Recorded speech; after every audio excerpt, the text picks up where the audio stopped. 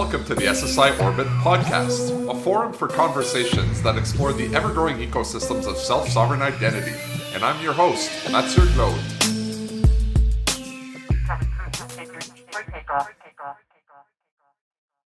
So this is part 2 of the discussion, Drummond, we had some weeks ago, which was quite well received by our listeners. It was a very exciting conversation for me to have. I feel like every time we talk through these things, I learned something new. But for anyone that missed part 1, it was episode 41 of the SSI Orbit podcast. So if you haven't listened to that one, not that you won't understand what we're talking about today, but it could be a good kind of introduction to some of the subjects that we're going to be going through today. But since we last spoke, Drummond, you, through the Trust over IP, helped publish a draft for a new technology architecture specification, which changes the way perhaps we look at what is needed, or at least the mental model, or just the framework that's needed to attain digital trust. And we'll get to that in a minute. First, I wanted to just, and I read this paper actually quite recently. I'm shocked I haven't spent time to actually read this and digest this some years ago. But it was the 2005 Laws of Identity paper by the late Kim Cameron, where in the introduction of that paper, you're one of the folks that is thanked for help in kind of getting those thoughts together. It was honestly one of the most well-written, concise papers I've ever read in our space. And remember, this is 2005, I believe, that it's written in, which is crazy that we're 17 years later and it still hits home very well. And I just wanted to start with, just for folks that may not have read that, I would suggest doing that. And the problem statement that Kim talks about is that the internet was built without a way to know who and what you are connecting to, simply put, and starts off explaining that there's been a patchwork of identity one-offs. And so since this essential capability is missing of knowing who you are connecting to on the internet, everyone that offers an internet service has to come up with a workaround. And it's fair to say that today's internet, absent of a native identity layer, is based on a patchwork of identity one-offs. This was true in 2005 and still very relatable today. It continues as people's use of the web broadens, so does their exposure to these workarounds. Though no one is to blame, the result is pernicious, having a harmful effect. Hundreds of millions of people have been trained to accept anything any site wants to throw at them as being the normal way to conduct business online. And people have been taught to type their names, secret passwords, and personal identifying information into almost any input that appears on their screen. And there's no consistent, no comprehensible framework allowing them to evaluate the authenticity of the sites they visit. And they don't have a reliable way of knowing when they're disclosing private information to illegitimate parties. So at the same time, they lack a framework for controlling or even remembering the many different aspects of their digital existence. So 17 years later, reading this and having spent time talking with you and looking through the new Trust over IP Technology Architecture Specification, would you say this is the path forward to answering a lot of these questions that were addressed in Kim Cameron's 2005 paper? Absolutely. No question about it. I couldn't agree with you more, Mathieu, that Kim was way ahead of his time. I mean, he's practically Moses, coming down with the tablets. And I'd only met him about 6 months before he started work on the laws of identity. And he actually rolled them out one by one over a series of blog posts that then got compiled into the full paper you're reading. And with each one, there was this back pre-Twitter. So it was a set of blogs that would, bloggers that Kim would publish one, and then other bloggers would point to it and respond and build on it. And then we talk about it in, webinars and at conferences. And it just built to a groundswell of 7 laws. I revisit them. They come up every so often. They were recently the subject of a documentary film on SSI that was filmed last summer. I'm just stunned at how much clarity there is and how prescient he was in looking at certain things, certain of the laws. In particular, I'll bring out one. Number 4 is called directed identity. And Kim recognized, I mean, this is one of the more precise of the laws. He summarized that universal identity system must support both omnidirectional identifiers for use by public entities and unidirectional identifiers for use by private entities, thus facilitating discovery while preventing unnecessary release of correlation handles. I remember discussing in this documentary with Doc and Joy Searles, we were standing in front of a poster of that law, and I said, that's exactly how it's turned out with decentralized identifiers, that they fall into these two classes: public DIDs that will be used to sign verifiable credentials and verify entities, not just issuers of credentials, but verifiers of credentials or other parties, even governance authorities and trust registries. You'll use a DID publicly to verify that you're dealing with a trusted party, an authorized party. But then individuals in our own interactions with protocols like DIDCOM can be using private DIDs, more technically accurate, pairwise peer DIDs, which don't have to be shared. And those two classes of decentralized identifiers fit. I mean, they are a perfect embodiment of law number 4. And I find myself going back and referring to different laws as we're doing certain things. I think one thing we could do that would be fascinating is actually take, now that we have the ToIP technology architecture spec out into public review, we could literally do an analysis across the laws and go, how does it provide, how does it implement or realize, conform with the seven laws on the requirements? And that would make a fascinating paper, actually. In the paper, he also tries to answer the question, why is it so hard to create an identity layer for the internet? The response is mainly because there's little agreement on what it should be and how it should be run. And the lack of agreement arises because digital identity is related to context, and the internet, while being a single technical framework, is experienced through 1,000 kinds of content in at least as many different contexts. Going back to the trust spanning protocol, the new architecture specification push out of the trust over IP, does that represent more of a meta model that could fit this? And I assume that you agree that it's pretty impossible to just come up with one identity system or one identity layer for the internet to create digital trust. It's fascinating, that particular question, because I strongly agree with Kim's points that that identity is inherently contextual. In fact, that's one of the 17 design principles for the TrustRP stack, is identity is contextual, right? There is no one single, identity to rule them all for an individual, even for organizations. A class example is a corporation can be registered in multiple jurisdictions. And so which is its identity? It depends on the context of the country in which you're dealing. And then if you have international financial dealings, it can be a registration number with yet another body. So I think it's even true for non-personal interactions, that you have multiple, quote, identities. So Kim's answer, what the 7 laws led towards, is this identity meta system, which is, well, how do we interoperate across these different types of identity systems? I believe, and I really wish, I think Kim's been gone for about a year now, and it's in many ways tremendously unfortunate, because I was in a dialogue with him. We had started Trust over IP, and I was trying to suggest, Kim, we're working on it, but I think your concept of an identity meta system, Trust over IP is the embodiment of that. And the key and hardest problem for interoperability across all of those different identities and identity systems and contexts is the what I would say is the headline feature or the hero of the TrustRP technical architecture, which is layer 2, the trust spanning protocol. And I would and will argue that the trust spanning protocol will do for interoperable digital trust, decentralized digital trust, the same thing that the IP protocol and the IP layer does in the IP stack. It is a single protocol for connecting any 2 IP addressable devices anywhere on the internet. And it's the requirement of trust spanning of a spanning protocol, any spanning protocol in a stack, is that it be as simple as possible, but no simpler. You need it to be the thin protocol that everything below it supports that protocol and everything above it uses that protocol. That's how you get interoperability, because everything talks over that protocol. And that's precisely what we're proposing in the technical architecture spec.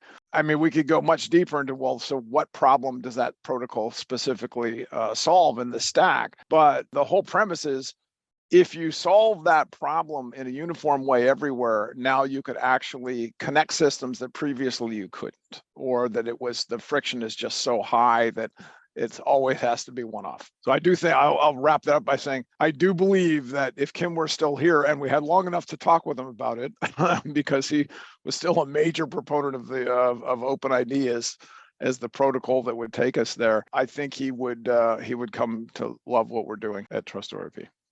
What are some of the leading contenders so far? And I know there's specific criteria that these trust spanning protocols need to meet. This is what's been defined in the new Technology Architecture Specification. You mentioned DIDCOM, you talked about OIDC. We could talk about OIDC Connect or SIOP, stuff like that. Are there going to be multiple trust spanning protocols on the internet, or is there going to be one that you think it's going to become sort of a Darwinian thing, that one's going to kind of, we agree there's not going to be just one identity system, but there could be one kind of trust spanning protocol? What are some of the leading contenders today for that layer 2 of the Technology Architecture Specification? I knew you were going to ask that question, and that's what we're going to end up talking about on this podcast, because, you know, in part one, we sort of said, yes, we have we're driving towards this, you know, this stack, and it follows the hourglass model, just like the internet does, which means there is one protocol at the neck of the hourglass, and that's the spanning protocol. And with what we're doing, you know, TrustORP, it's a trust spanning protocol. The first and most important point I want to make is the trust spanning protocol, as we define the requirements for it in the spec. And I want to take the time to make sure anyone listening to the podcast, and I know you'll publish links with it, Mathieu, but just point out at this point, you can probably, well, first of all, you can just go to the TrustOverIP site, trustoverip.org. And there's a link right there on the homepage to the page we put up just on the technology architecture, where you can get, you have a link to the PDF, or you can link directly to the GitHub version of it. So I encourage folks to go follow that link, read the spec, and in particular, we've added an appendix A, which is a simple table of the 30 requirements and they're all linked back to the different places in the spec. So it's an easy way to just say, well, what really is needed at each of these 4 layers. And the second point I want to make is that of those 30 requirements, exactly 60% of them, 18, apply to layer 2, to the trust spanning protocol. As I said, it is the hero. It's the most important piece of the whole thing. And the third point I want to make is, I don't believe today that any existing protocol fully meets those requirements. Okay. There's some that are close, and we're going to talk about them here. But I think one of the most exciting things that will happen in 2023 is, between the candidates, and we have been talking to the architects of those candidates, I think we are very close to having to exiting.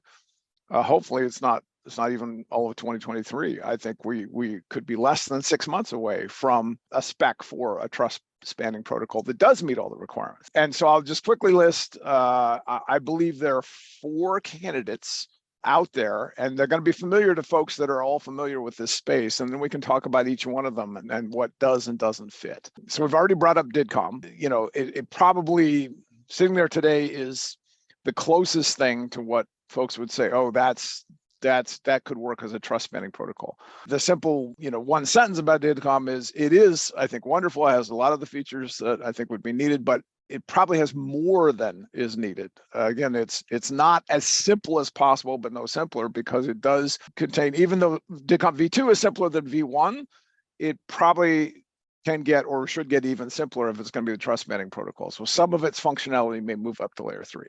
So that's DIDCOM. Second one I would say is the Keri stack, and I say the Keri stack because, and Keri, Keri, anyone interested in that can go to Keri.one, O-N-E, to find out all about Keri. Keri itself is a key management and identifying key management infrastructure, but I refer to the stack as the set of protocols that Sam Smith and team have been building on top of Keri, all the way up to the AC/DC credential format, and then the Caesar composable event streaming representation, which is the format, the data exchange format used by those protocols. So it actually composes a stack, and there's a lot of overlap with functionality like in DIDCOM, but it adds features around identifier management and delegation and key management that are not in DIDCOM right now. So that's certainly, I think, a strong, another strong candidate.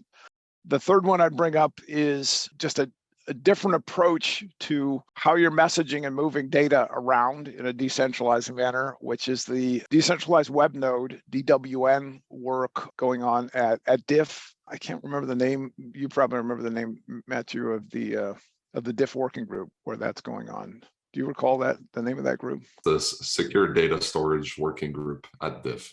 Thank you. That's why Secure Data Storage Working Group. There are a lot of similarities between parts of DWN and DIDCOM, for example. They even looked at using the DIDCOM, but decided, not to use the DIDCOM enveloping format. But DWN has some really nice data sharing and synchronization features, and so I think it too brings something to the party. My fourth category is that there are other protocols that again sort of brings something to the party. I would put OpenID and OpenID for VC generally in that category, mostly for its security and authentication features. But I want to say one last thing about these protocols is that I think all of those candidates are today a combination of what in the trusted IP architecture would be layer 2 and layer 3. And layer 2 being the trust spanning protocol, layer 3 is what we call trust tasks, which are interactions or transactions that require digital trust. And the whole point of the trusted IP architecture is to say, if you layer those over a common trust spanning protocol, again, we can reach exponentially higher interoperability than we have today. And so I would say all four of those that I've described, they currently put together those things. They say, we got to solve the layer 2 problem in our protocol, and we do these following things at layer 3. And when we split them apart and say, here is a layer 2 protocol everybody can use, every digital wallet, every credential, every payment, every bidding, auction, introduction, social network, trust network, whatever it is, they can all use one trust spanning protocol. And then on top of that, you have the different, literally, it's not just tens, it'll be hundreds of different trust tasks that can now be standardized at layer 3. We'll see an explosion in functionality and value, just like we had with the web, and what you could do on top of the IP protocol when you added HTTP and hypertext and all that. So that's a sort of longer answer than you might have been after, but I'm wanting to be very precise in this podcast, because hopefully folks that are listening are the light bulbs going on as to what we're trying to do with the trusted IP stack.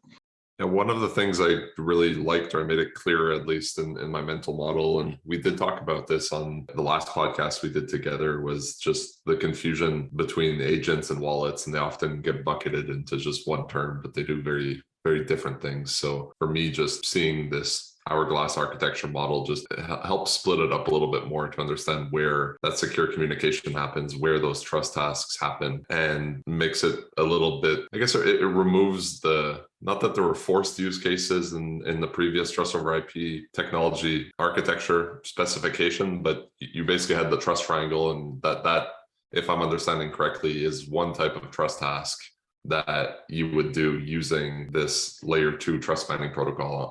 On top of that, we're often stuck in the credential exchange conversation. We're all in the digital identity space together. So that's kind of an interesting type of trust task where you could build use cases on top of. You said there's going to be hundreds of trust tasks. What are some other of these trust tasks that you foresee just coming up based on the trust spanning protocol? And are there certain applications kind of at that fourth layer of the hourglass model that could leverage the trust spanning protocol without necessarily going through trust tasks? Oh, that's like 2 or 3 questions in one. So let me tackle the first one, which is examples of other kinds of trust tasks, and then we'll go to the layer 4 question. I'll first cast it as, well, let me put it this way. I don't want to denigrate in any way the importance of what I would call the best known trust task. You could call it the hero trust task, which is credential exchange, because it is a building block that many other trust tasks and digital trust ecosystems are going to need. Right? It's fairly rare to find a use case. There are use cases that don't require any credential exchange, right? They want to use the layer 2 protocol to establish cryptographic trust. And then again, based on the context, you don't need credential exchange. In fact, I'll give you one really simple example. If you're forming a connection between 2 individuals who are meeting each other at a conference, right? And today they might be using LinkedIn to form form a connection, or you pop up the LinkedIn a QR code and the other person just scans it, right? They're performing a trust task. They're connecting in that case on a social network, professional network, LinkedIn. But all of the requisite trust context is sitting literally face to face, right?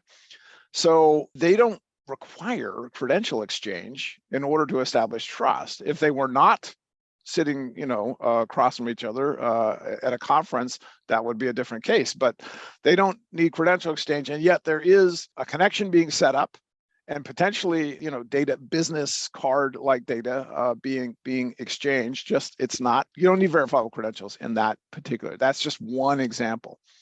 Now, having said that, the exchange of verifiable credentials, issuance and presentation, and then there are other, the more you both scale that and get into the complexity, there are other sort of associated things like, oh, I need to verify I did with a trust registry, right? That's a different trust task than just issuing or presenting a credential. So there's I would posit a whole nother bucket of trust tasks that are just involved with interacting with a trust registry, or more generally a verifiable data registry. Okay. Having said there's this whole huge bucket around credential exchange, I want to now point out, okay, at the Open Wallet Foundation, right from the outset, the charter for open wallets is they talk about 3 big buckets, right? Your identity, money, and objects. You need your wallet to be able to handle identity, money, and objects. So let's take a second bucket that we don't talk about that much in identity context, which is payment, more broadly value exchange. Okay, take those same 2 people sitting across from that conference, right? Maybe the first thing they want to do when they've established that, wallet to wallet connection is one of them just bought coffee for the other one, and the other one wants to reciprocate and say, well, let me reimburse you for that. Or maybe it was an expensive business lunch. And imagine how easily now, with that connection in place, with that layer 2 protocol that both their agents and wallets are now able to speak, there's a payment protocol, and with a button they can do what today would require a separate app, a Venmo or a Zelle, right? Payment and value exchange generally, because I think we have to get into all kinds of things that are now going to be possible. And yes, some of them may involve the use of tokens or cryptocurrencies, any form of digital currency, right? CDBC is going to be, the big freight train coming right down the track in that second bucket. So payment, value exchange, another giant bucket that will be there. Then let's take the third one in the open wallet thing, which is, identity, money, and objects. The way I put it is, think of digital keys of any other kind, digital keys for the real world, for your car, for your home, for your office, for your safe. Anything which you can operate with or provide access through a digital key. That's another trust task, is interacting with those things. And that, again, does not involve either identity or payment. It just involves a connection and a proof of access, having the right key for that lock. Those are three big buckets that I would put there. And I haven't even then gotten into what I call higher level trust tasks, which you can see, you can start to compose from a couple of those. And some of the examples I like there is, what you think about auction systems, bidding systems that either individuals or companies are involved with, fairly regularly in our lives. If you're an eBay user, you can start to get into, marketplace interactions, right? Posting things, call it classifieds, posting and responding to those posts. All of those involve trust tasks. We know how much, fraud or impersonation issues infect those marketplaces. And by the way, that leads us to another trust task that could really use our help: ratings, right? You just think about how complex the dynamics are and the incentives and how easily many rating systems are attacked. I think we can really make a big dent there. So we can spend the whole rest of this time talking about additional categories of trust tasks, but hopefully that gives you a good sense.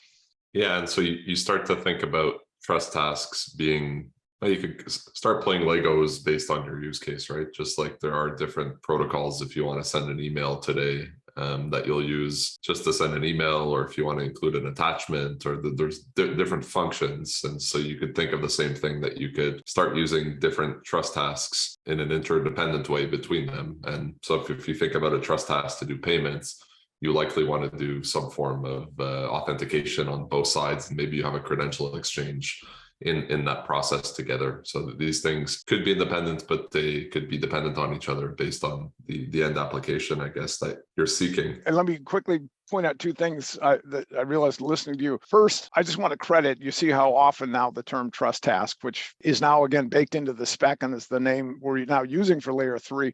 I want to credit Daniel Hardman with coming up with that term, because we didn't have a good term for what, if you weren't just doing credential exchange, what did you call layer 3, right?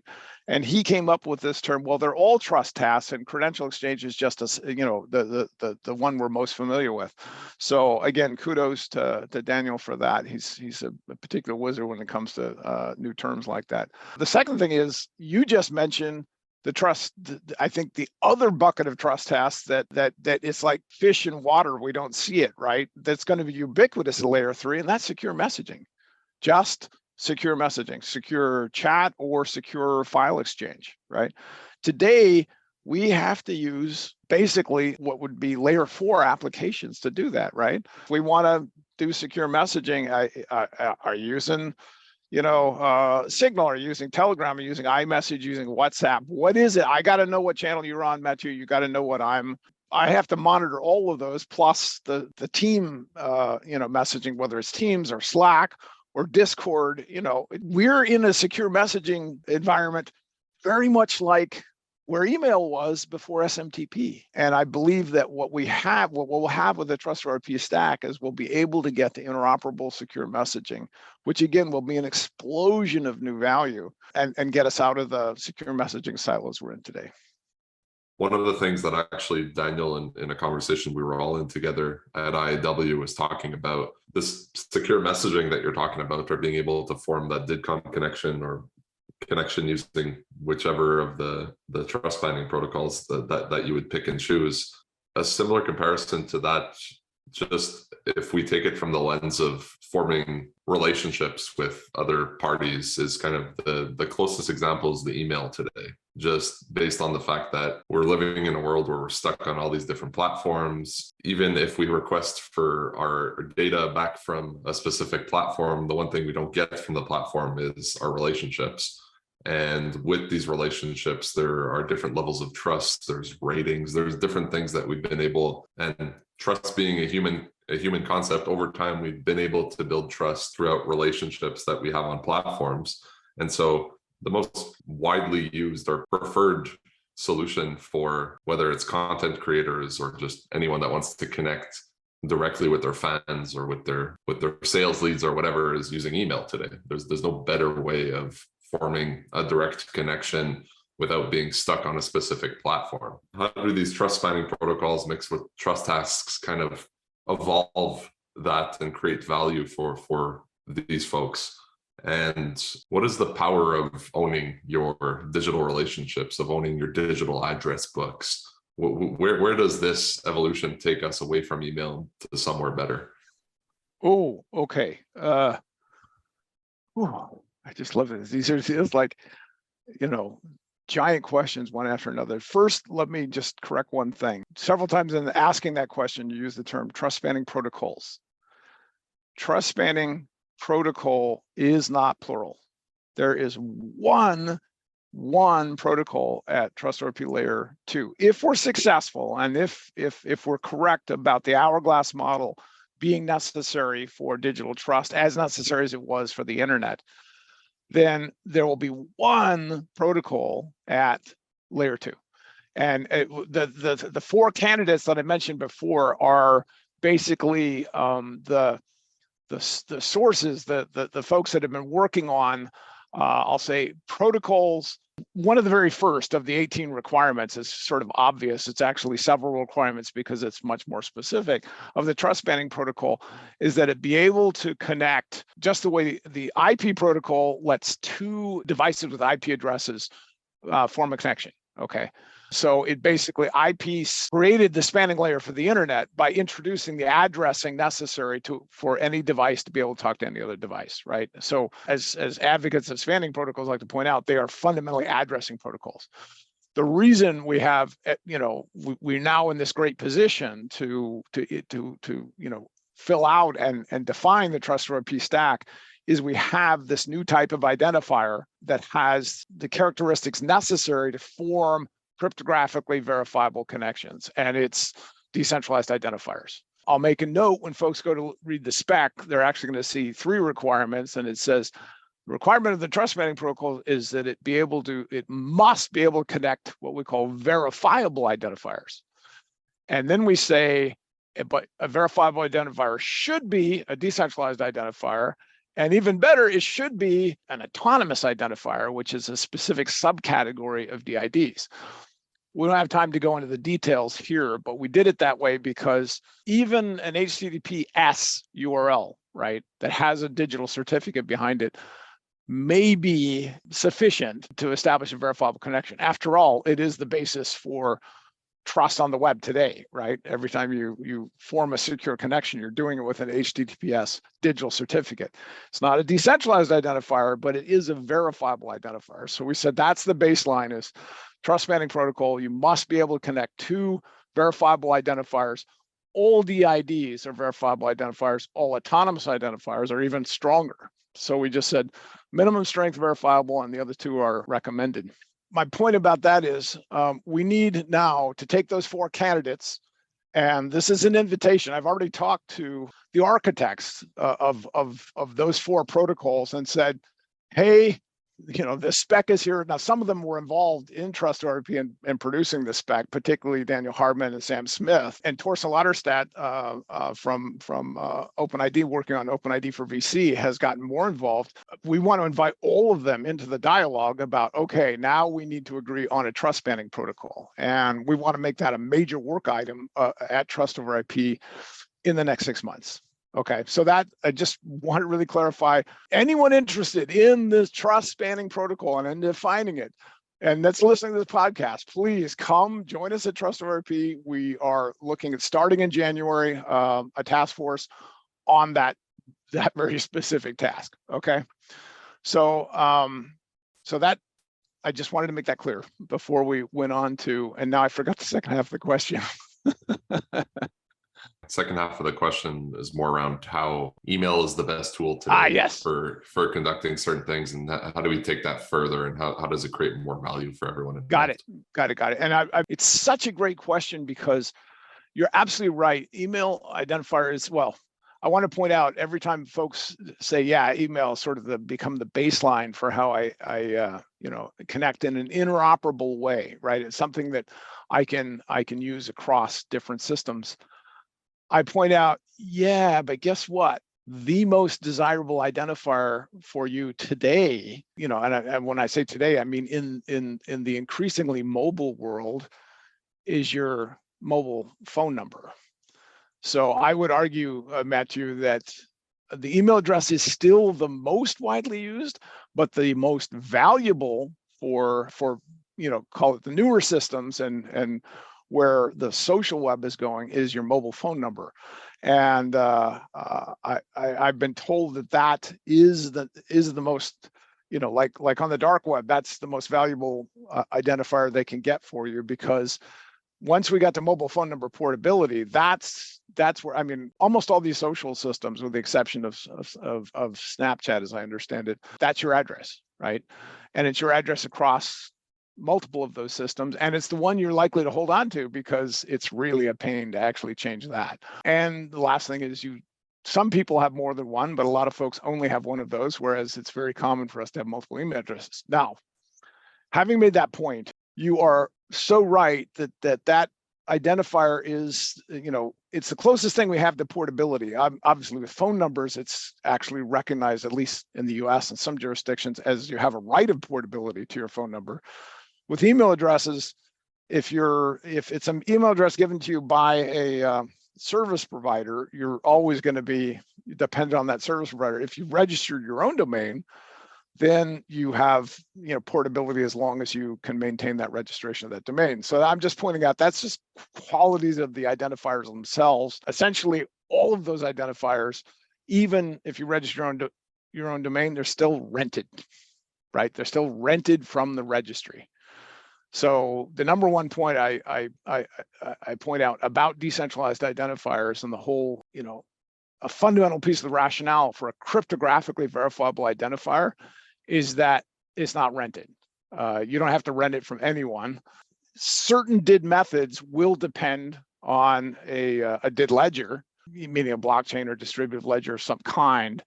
But by the nature of those and your evaluation of how distributed and stable it is, it's a different situation than renting it from a service provider or registry of some kind. And of course, if you are using, Kerry calls them autonomic, and we broaden that slightly in Trust ToIP to calling autonomous identifiers. That's the class of DID that doesn't depend on any external system, meaning it's generated right in your digital wallet, and then you can use it. You can go register it with different verifiable data registries, but you can also share it directly like a peer did. And you're not renting it from anyone, no one else, you have the private key and you entirely decide the fate of that for the rest of time. That's a fully autonomous identifier.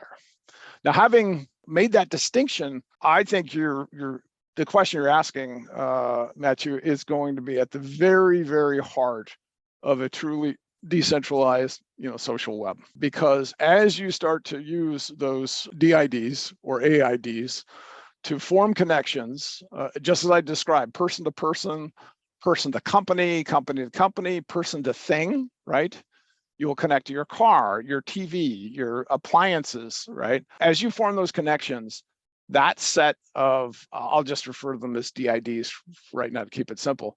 That set of DIDs is your cryptographic address book. And what your agent can do with those becomes a whole, it's the agent-based DID address book of the future is going to make today's smartphone address book look like a rotary dial telephone, right? It's still, even that, I mean, in our smartphones today, how many phone numbers do you actually remember? Less and less over the years. Exactly, because what you really are looking for, what's the button? Am I calling Mathieu? Am I messaging Mathieu? Am I FaceTiming or video, right? And that's what they're there for. It's you have an agent, in that case, a very thin one called the smartphone address book, that knows how to take that underlying identifier and turn it into a phone call or a message, or a video call or whatever. That's just the very, very beginning. When you take the agent and you say, all right, why isn't there a button for, I want to actually talk to you on some other system. I want to send you money, right? I want to introduce you to someone else. I want to do various other tasks.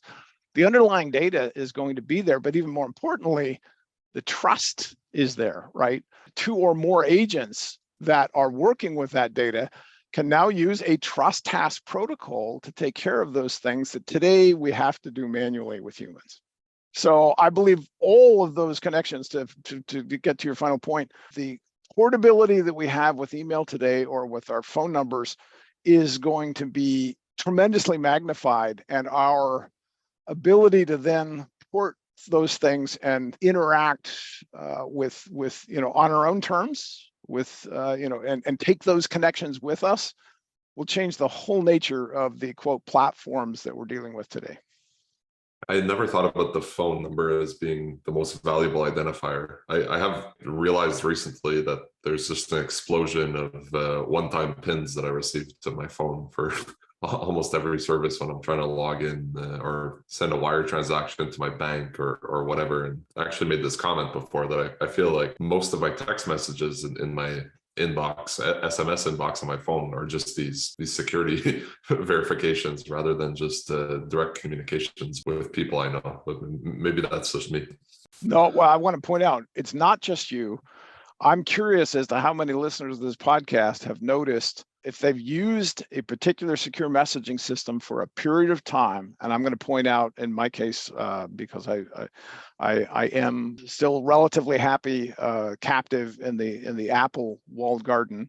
I've been using iMessage for quite a while, but also other systems I've used for quite a while. WhatsApp, for example, how many messages are showing up? Which I mean, I could go. Never done this before, but since Apple finally introduced the feature of this was getting bad enough, they introduced a filtered inbox for your text. So I'm going to go to what I'm holding up. You can't see on the podcast is a screen now where I can look at messages from known senders and unknown senders. And I'm going to open the unknown senders and read you the series of texts. Are you busy at the moment? We want to hear from you. What have you been up to all these years? How are you? And I'm skipping the other sets of messages, Mathieu, which are exactly what you said. Here's this code to securely log into a system. Hello, hi, are you busy today? And then I particularly like this one. Hello, good evening, Anna. Are you free next month? Right. So what I'm pointing out is it's just a whole new class of scam to see if someone, it's just another kind of bot that is pinging to see, can I get a response and therefore hook someone into a dialogue with yet another scam, because now it's the phone number that gets people's attention instead of email. Which back to the fourth law of identity, of directed identity, that's where significant advancements come in. You use the two examples of using a public did or just a peer did, where these things possibly won't happen anymore. Well, I want to just point out, I think it's even better.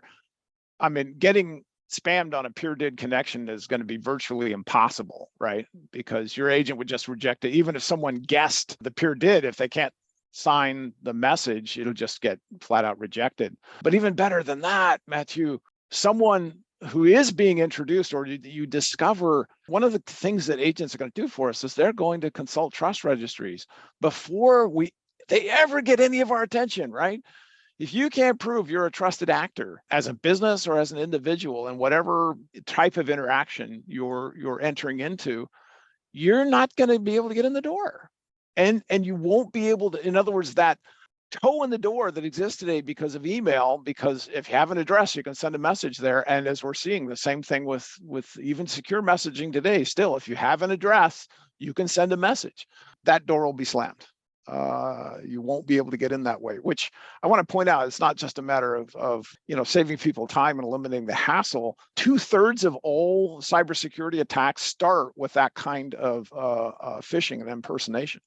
So we'll make a massive dent in the overall cybersecurity infrastructure. That's why it's one of the reasons why now, as you know, I'm at Gen, that is now the merger of Avast and Norton LifeLock. Gen is investing in this because this is where cybersecurity is going, right? We solve these problems at this layer, and all kinds of patches that we've been trying to develop for the existing very leaky boat. It'll be like going from an old wooden sailboat into a modern steel-hulled vessel in terms of the seaworthiness and the ability to withstand storms. I guess one of the interesting things, and I've mentioned this to you already just outside of this conversation, One of my observations from the recent Internet Identity Workshop was that there were a lot of conversations around governance happening now. And in the past, I've felt there's been a lot of tribalism, perhaps, or just arguing over what's better here and there. But I feel like there's a lot of alignment in the community or across different communities today around the need to solve specific governance problems. And for me, that was a very positive sign in where we are in the adoption cycle, where people are asking themselves the same questions that all have to do about how do you trust certain things. You mentioned trust registries being one of the mechanisms in which an agent could just go check and prevent spam from happening, or certain types of phishing attacks and so forth. I'd be interested to get your thoughts in where do you see the role of governments kind of within this whole stack? And I'll just explain my question a little bit more. When we look at the trust triangle and we look at the simple interactions, like I'm able to issue a credential, the holder is able to present that, and it's cryptographically verifiable. I think that has been an extremely amazing innovation that's even possible. That's the base for trusted credentials to be exchanged. But then you get into questions of, how do I know that there's accurate representation beneath a claim? And so I need some level of governance to see that maybe a DID that's being claimed, I want to know that that's actually that organization. I want to know it's actually the government of Ontario that issued you that photo ID credential. And then you take those questions a step further, and so that second step that I just described is more of an authentication challenge that you're looking to resolve. Taking that a step further is you move more into an authorization question. I want to know that whatever claim you're making has authority behind it. So not only do I want to know that it was actually the government of Ontario that issued you this photo ID, but I want to know that they're allowed to do that within a specific context. There were some presentations at IAW that I've found quite interesting from other nation states that have implemented digital ID programs that have been quite successful in their specific countries. And Singapore was one of them. That there were a couple of folks from the Singapore team. They presented about the 90-something% adoption that they have with their digital identity program, and the efficiencies and the benefits for the private sector and the citizens were just incredible. But so there's a lot to learn from what they did, but that model doesn't necessarily apply anywhere. Like they're building a very closed ecosystem. There's a lot of centralization there, which could bring some positives. Like they've been able to get a lot of adoption here and create a lot of benefits for the people involved, for the citizens. But that doesn't necessarily work everywhere. And so when we're talking about trust registries, when we're talking about authentication and more governance, do you see governments kind of having an important role to play here in defining, kind of just like they do in the physical world today, or just like they regulate certain industries? Does digitizing that into trust registries, into machine readable governance, into this stuff, is this where you think that they'll be able to create digital sovereignty for themselves and create digital trust for their citizens? Are these components that outside of a closed government ecosystem that could be used more broadly on the internet? I'm going to give you the shortest answer in this whole podcast. Yes. I mean, that should probably have about 12 exclamation points after it. There are a couple really important things to say about what you've just described, because you just described it really well. One way I like to put it is Charlie Walton, my boss at Gen, the head of digital trust services at Gen, but previously vice president of identity at MasterCard, who was one of the co-founders of Trust over IP. After getting far enough into understanding the Trust over IP and Trust over IP stack and the way we explain it, told me, he said, "I'm never showing the trust triangle by itself again. It is deceptive to think that it's ever going to work at any scale without showing the fourth element, or what we call the governance diamond, right? Where you add the governance of whatever kind." And I like to point out, when folks hear the word governance, the first place they want to go is government. And I have two things to say about that, which is Governance can be at any scale and any trust ecosystem of any size anywhere. Do not think that governance only equals government. That's point one. Point two is, whoa, there's a really good way to do governance at a really large scale that a whole bunch of people in different countries in the world have bought into. It's called governments. So who is in a stronger position to start issuing highly trustworthy, secure, privacy-preserving, hopefully, verifiable credentials for their citizens and for their businesses and for their agencies that are dealing with and providing services to those citizens and businesses? Governments. I've been pleasantly surprised to see some of the, call it progressive governments around the world leaning heavily into digital wallets, digital credentials, and some of them, the most progressive, into the Trust ORP stack because they really get where it's going. I mean, I'll point out, I just can't help it, Mathieu. I know you know this, but many people on the podcast may not realize that one of the co-founders of Trust ORP 2.5 years ago was the government of British Columbia, which has always been a leader among the provinces in Canada in digital identity. And Canada has been a leader worldwide in digital identity. You're a Canadian, you know that. Meanwhile, of course, we've got the European Digital Identity Wallet Initiative, right? The same union that gave us GDPR, which despite all its flaws, has raised the bar for privacy worldwide, is now leaning into, and we need to empower our citizens with digital identity. And meanwhile, there are other governments, smaller countries. You mentioned Singapore. I think they're a good example, but the country that I think is really going to surprise folks in this coming year is going to be Bhutan. It's a good example of a country that is small enough and did not have a national identity system in place, that it's just like a lot of developing countries leapfrog landlines and went straight to mobile. They're going straight to decentralized identity. And I think there'll be some announcements coming in 2023 that will really open people's eyes as to what can be done when a nation leans into it and says, this is how we should provide privacy preserving, decentralized digital identity for our citizens. And now I'll get to the point, and is trust registries a critical component of that? Of course. I think they're going to be one of the best sources for that. I like to point to the EU. They established EBSI, the European Blockchain Services Infrastructure, right at the outset of this work that's now on EIDAS 2.0. They just said, okay, we're not exactly sure what we're going to use a nationwide blockchain infrastructure for, but one of the things that has become clear is we're going to use it for DIDs and for trust registry requirements that we have coming with the EIDAS 2. And I think the same thing, I don't know exactly what this, the status is with the Canadian Indie network that's moving forward. I know Findi in Finland, other countries are going to recognize, hey, we can run a blockchain network to have strong decentralized routing of the public DIDs we need in our jurisdiction.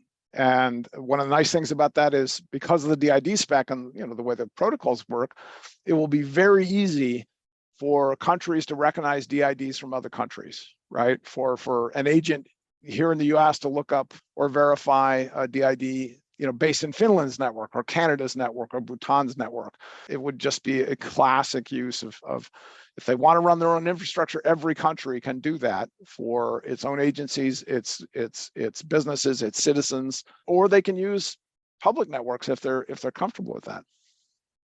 Yeah, I think having strong foundational IDs on top of which we could create different trusted or contextual identities. I think government is the root of trust for so many things in life today. So just having that root of trust, or having them provide the lists in the digital way, having them provide those trust registries that could be used within a broad range of trust tasks, just accelerates at least the speed at which digital trust on the worldwide internet can be adopted. So it seems like there's a very critical role to be played there just by injecting credentials into the ecosystem in an open way that are tied to the root of trust, and participating in the governance or building some of the trust registry solutions that need to be leveraged by agents to perform trust tasks. And hopefully that accelerates the sovereignty that citizens of these countries could get on the internet today, and really create so many benefits in our lives and really solve these issues that were described in Kim Cameron's 7 Laws of Identity some 17 years ago. Interesting that we end on this this point about governments and roles of trust registries, because we just had the first. We're starting up now what I call the second generation of the Trust Registry Task Force, the Trust over IP. We had the first meeting this morning. It just exploded. There were new members. Just the interest in the topic is like, we were thinking we could combine it with the Trust Architecture Task Force, and within 5 minutes we said, no, this is going to need dedicated meetings, just like we've been having for trust architecture. So anyone who really is interested in that topic, especially governments, that's a second point I want to make. Trust RP wants in 2023 to start up work explicitly. Don't know what we're going to call it, government task force or government working group, but we want to start directly engaging with the different governments that want to move this forward in an interoperable way. So I'm really, and the last thing I'll say is that I think Kim Cameron would be really happy. Hopefully he's looking down on us and smiling hard, Mathieu, that you are recognizing those laws. I know Doc and Joyce Searles are, trying to continue to carry that forward. I'm going to tell them, hey, listen to this podcast, because there's folks like Mathieu paying attention to Kim's vision. So I think we're all here helping realize it. And I tell you, 2023 is going to be a very exciting year to make this happen. Thanks for tuning in today. Hope you enjoyed the conversation as much as I did. To stay up to speed with future episodes, or to catch up on ones you may have missed, make sure to check out the SSI Orbit podcast on your favorite podcast platform, and make sure you subscribe. If you have any questions, comments, or wish to see someone in particular on a future episode, you can find me by searching Mathieu Glaude on LinkedIn or Twitter. Feel free to reach out to me directly and I'll get back to you. See you all next time.